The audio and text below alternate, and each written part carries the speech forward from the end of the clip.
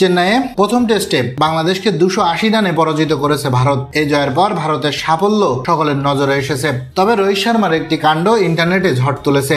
নেটিজেনদের এক অংশের দাবি রোহিতের তুকতাকেই নাকি প্রথম ম্যাচে বাংলাদেশকে উড়িয়ে দিয়েছে ভারত। তবে কি সেই রোহিতের তুকতাক? মূলত সেটি হলো স্টাম্পের বেইল অদল বদল। ইংল্যান্ডের প্রাক্তন পেসার স্টুয়ার্ট ব্রডের এই ক্রিকেটীয় তুকতাক অর্থাৎ স্টাম্পের বেইল অদল বদল 22 গজের দুনিয়ায় রীতিমতো জনপ্রিয় হয়ে উঠেছে। শীঘ্রই সাফল্য পেতে এই তুকতাক যেন জাদুর মতো কাজ করে, এমনটাই ধারণা ক্রিকেট দুনিয়ার অনেকেই।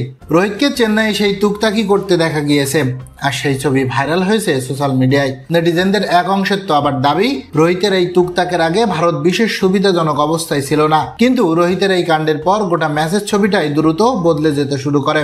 অনেকেই আবার এটিকে কালো জাদু হিসেবে আখ্যা দিয়েছেন। দর্শক, এ ব্যাপারে আপনার কি মনে হয় জানিয়ে দিন কমেন্ট বক্সে।